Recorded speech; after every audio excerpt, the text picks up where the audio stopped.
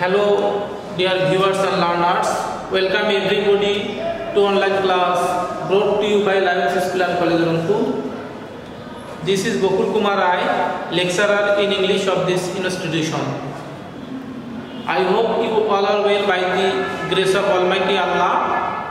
I am also well and also hope you all continue your studies setting safe and sound, and you all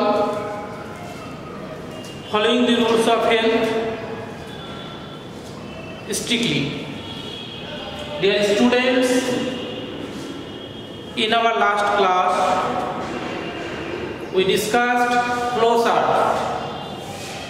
It is a new item in your intermediate syllabus, and we have already practiced 2 examples in our last class, and I hope those of you who followed the last lecture attentively and practiced it continuously following the directions can do it easily, and it also seems to you very easy. প্রিয় শিক্ষার্থীরা, আজকেও আমরা flowchart সম্পর্কে 2টি example practice করব। গত ক্লাসে flowchart সম্পর্কে আমরা কিছু আলোচনা করেছি। আজকে আমি আরো কিছু তথ্য পুনরাবৃত্তি করব। গত ক্লাসে যারা ঠিকমতো বুঝতে পারেনি টপিকটা কিংবা বুঝেছো, সবাই অ্যাটেন্টিভলি একটু ফলো করো, তাহলে আশা করি যে বিষয়টা তোমাদের কাছে আরো সহজ হবে। ফ্লোচার্ট এখানে দেখো, মূলত এটা তোমাদের যে কোশ্চেন থাকবে সেই কোশ্চেনে 2 নম্বর আইটেমে আসবে। হ্যাঁ, এখানে বরাদ্দ মার্ক থাকবে 10 মার্কস, এবং ফ্লোচার্টে এটা বক্স আকারে করতে হবে। কিন্তু ফ্লো মিন্স একটা ধারাবাহিক বা প্রবাহমান তালিকা। এখানে তোমাদের একটা কিন্তু দেওয়াই থাকবে, বক্সের চার্টটা দেওয়া থাকবে কোশ্চেনে, সেখানে 6টা দেওয়া থাকবে, তার মধ্যে প্রথম বক্সটা ফিল আপ করাই থাকবে, এবং প্রথম বক্সে যে তথ্যটা আছে সেই তথ্যটা ফলো করে তোমরা পরবর্তী বক্সটা ফিল আপ করবে, এবং ওই ডিরেকশন অনুযায়ী তোমাদেরকে পূরণ করতে হবে। তো যেহেতু একটা দেওয়া থাকবে, বাকি 5টা করতে হবে, প্রত্যেকটাতে 2 মার্ক করে আসে, টোটাল 10 মার্কস। তো বিষয়টা অনেকটাই সহজ আবার জটিল বটে। যারা সঠিক নির্দেশনা ফলো করবে না কিংবা তথ্যগুলো প্রাসঙ্গিক হবে না, তারা কিন্তু এখানে ভালো মার্ক পাবে না। এনিওয়ে, ফ্লোচার্ট সম্পর্কে আরেকটু আমি রিপিট করতে চাচ্ছি, সেটা হচ্ছে অবশ্যই এটা তোমাদের এই বক্স আকারেই করতে হবে।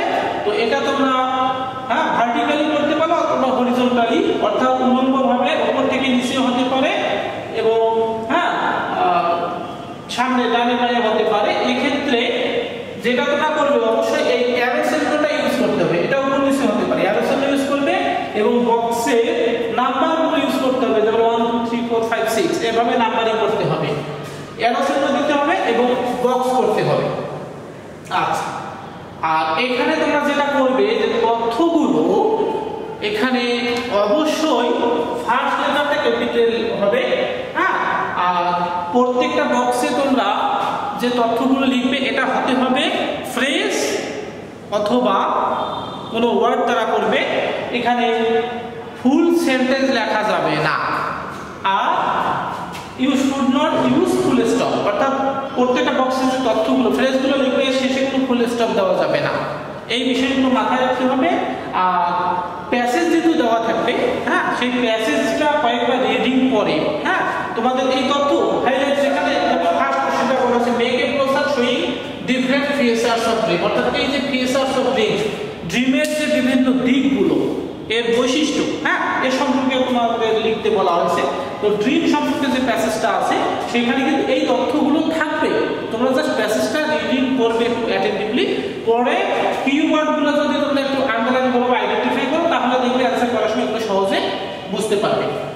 এনিওয়ে এই ফার্স্ট কোশ্চেনটা দেওয়া হয়েছে ইউনিট 3 লিসন অর্থাৎ হোয়াট ইজ এ ড্রিম। আমরা অলরেডি পড়েছি ড্রিম সম্পর্কে, what is a dream, what are the functions of dream. হ্যাঁ, এই ড্রিম সম্পর্কে আমরা ডিটেইলস পড়েছি।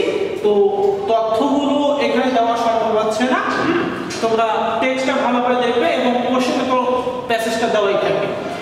তো আমরা ধরে নিচ্ছি ড্রিম সম্পর্কে আমাদের মোটামুটি আইডিয়াগুলো সবার আছে। তাহলে আমরা ফার্স্ট যে ফ্লোচার্টটা আছে এটা একটু দেখি। হ্যাঁ, তাহলে কি বলছে ফার্স্ট কোশ্চেনে বলা আছে make a flowchart showing different aspects of dream, অর্থাৎ ড্রিমের যে বিভিন্ন দিকগুলো এর বৈশিষ্ট্য এগুলো সম্পর্কে বলেছে। তো ফার্স্ট বলা আছে এক্সট্রাঅর্ডিনারিলি ভাইব্রেন্ট, এটা দেওয়া আছে এক্সট্রাঅর্ডিনারিলি ভাইব্রেন্ট, অর্থাৎ ড্রিম কি, ড্রিমের বিষয়টা অনেকটাই কি হবে, হ্যাঁ এটা উজ্জ্বল পরিষ্কার হতে পারে। হ্যাঁ, আর এখানে দেখো আমরা গতদিন যে ফ্লোচার্ট দুটো করছি, একটা ছিল ইনফিনিটিভ দিয়ে, একটা ছিল পার্টিসিপল দিয়ে। তাহলে এটা কিন্তু ইনফিনিটিভ বা পার্টিসিপল নয়, এটা আমরা কি ফ্রেজ আকারে করব। তাহলে extraordinarily vibrant, then filled with joyful emotions, মানে প্যাসেজে কিন্তু দেওয়া আছে ড্রিম কেমন হবে, এক্সট্রাঅর্ডিনারিলি ভাইব্রেন্ট। হ্যাঁ, এন্ড ইট কি ফিলড উইথ জয়ফুল ইমোশনস, এটা কি হতে পারে, এর অবশ্যই dream is the matter of emotion feelings, তো it is related with our emotion. তাহলে এই ফিলড উইথ জয়ফুল ইমোশনস এটা কি আমাদের আনন্দদায়ক বা কোনো এরকম কোনো অনুভূতি প্রকাশ হতে পারে। ফোকাসড এন্ড আন্ডারস্ট্যান্ডেবল, অর্থাৎ এটা অনেক সময় কি হতে পারে আমাদের কাছে it may be clear, it may be understandable, আমাদের কাছে সহজে এটা বোধগম্য হতে পারে। Sometimes it may be, number 4 দেখো, it may be unclear or confusing, মানে সব সময় যে আন্ডারস্ট্যান্ডেবল হবে তা নয়, এটা আনক্লিয়ার এবং কনফিউজিং হতে পারে আমাদের কাছে অনেক সময়। কি কনফিউজিং মানে কি, যেটা হচ্ছে আমরা অনেক সময় বুঝতে পারি না, আমাদের কাছে অপরিষ্কার অপরিচ্ছন্ন মনে হতে পারে। Then number 5 many theories proposed, অর্থাৎ ড্রিম সম্পর্কে অনেক তথ্য দেওয়া আছে। What is dream and what are the functions of dream, এ সম্পর্কে many theories have been proposed. হ্যাঁ, by the philosophers, by the dreamers, dream specialist, যারা স্পেশালিস্ট আছে তারা ড্রিম সম্পর্কে অনেক থিওরি দিয়েছে। আর একটা বলা হয়েছে 6 সার্ভ নো রিয়েল পারপাস, অর্থাৎ ড্রিম, হ্যাঁ এখানে কন্ট্রাডিকশন আছে। ড্রিম আসলে বলা হচ্ছে যে it serves no real purpose, হ্যাঁ যে বাস্তব বা প্রকৃত কোনো উদ্দেশ্য সাধন করে না। আবার কোনো কোনো ক্ষেত্রে বলা হয় যে এটা এর একটা অবশ্যই it has a definite purpose. হ্যাঁ, তাহলে দেখো এভাবেই করতে হবে। দেখো আমরা কিন্তু কোনো সেন্টেন্স ইউজ করিনি এবং কোনো ফুল স্টপও দেইনি, যার সাথে তথ্যগুলো বক্সে লিখেছি এবং ফলোইং দি ফার্স্ট ডিরেকশন। আশা করি বিষয়টা তোমরা বুঝতে পেরেছো। তাহলে আমরা নেক্সট 2 নম্বর ফ্লোচার্টটা একটু দেখি। Make a flowchart showing the dreams of Martin Luther king, এটা ইউনিট 3 লিসন 3, অর্থাৎ আই হ্যাভ এ ড্রিম যে একটা লিসন আছে। হ্যাঁ, ওই টেক্সটে মার্টিন লুথার কিং তার ড্রিম সম্পর্কে টোটালি একটা পাবলিক মিটিং এ তিনি একটা বক্তব্য দিয়েছেন। সেখানে তার ড্রিম, তার কনসেপশনটা কি ড্রিম সম্পর্কে, তার লক্ষ্যটা কি, হ্যাঁ এবং তিনি তিনি একজন হিউম্যানিটেরিয়ান ছিলেন। হ্যাঁ, তো তিনি মানুষকে নিয়ে কতটা ভেবেছিলেন, তার মানুষকে নিয়ে, সমাজকে নিয়ে, দেশকে নিয়ে তার স্বপ্নটা কি, এ বিষয়ে সেখানে বিশদ আলোচনা করা হয়েছে। তো ওই প্যাসেজটা আমরা অলরেডি পড়েছি। তাহলে এখানে দেখো মেইন প্যাসেজটা এখানে কি বলেছেন, dreams of Martin Luther king, অর্থাৎ মার্টিন লুথার কিং এর স্বপ্ন কি ছিল। আচ্ছা, তাহলে ফার্স্ট ওয়ান এটা দেওয়া আছে যেমন one day every valley shall be exalted, one day every valley shall be exalted, একদিন কি প্রত্যেকটা ভ্যালি মিন্স উপত্যকা, প্রত্যেকটা উপত্যকা কি হবে এক্সালটেশন করা হবে। হ্যাঁ, every valley shall be exalted. Then number 2 দেখো hills and mountains to be made low, এখানে বিভাগ দিয়ে দেওয়া আছে, আমরা প্রত্যেকটা বিভাগ দিয়ে করব। Hills and mountains to be made low, অর্থাৎ উঁচু নিচু যে পাহাড়গুলো আছে এগুলোকে নিচু করা হবে, লো করা হবে। Then rough places to be made plain ones, rough places রুক্ষ জায়গাগুলোকে কি করা হবে, to be made plain one, সমান করা হবে। Then number 4 curved places to be made straight, অর্থাৎ আঁকাবাঁকা যে বক্র জায়গাগুলো আছে সেটাকে মেড স্ট্রেট, সোজা করা হবে। Curved places to be made straight.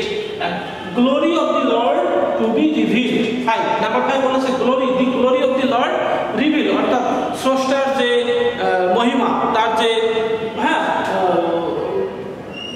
মানে গড প্রভু স্রষ্টা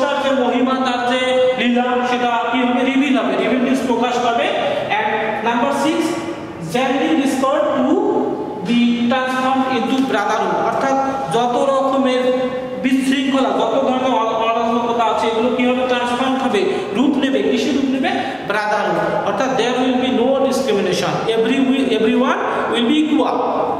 হ্যাঁ, এবং হ্যাঁ, everyone stay in the bond of brotherhood, অর্থাৎ সবাই ভ্রাতৃত্বের বন্ধনে আবদ্ধ হবে। হ্যাঁ, তো দেখো মূল কথাটা হচ্ছে আমরা এখানে দেখবো যে যেমন dreams of Martin Luther king, তাহলে মেইন ফোকাসিং পয়েন্টটা কি, মার্টিন লুথার কিং এর যে ড্রিম সেই সম্পর্কে এখানে বলা আছে। ফার্স্ট ওয়ানে বলা আছে different aspect or features of dream, ড্রিমের বিভিন্ন বৈশিষ্ট্য বা দিকগুলো। হ্যাঁ, কোশ্চেনটা ফার্স্ট কোশ্চেনটা বুঝতে হবে যে এখানে হ্যাঁ হোয়াট ইজ রিকোয়ার্ড, কি চেয়েছে। হ্যাঁ, কোশ্চেনটা বুঝতে হবে আর একটা বই থাকবে, তাহলে ফার্স্ট ডিরেকশনটা ফলো করলে তোমরা লেখা মোটামুটি টেকনিকটা পেয়ে যাবে।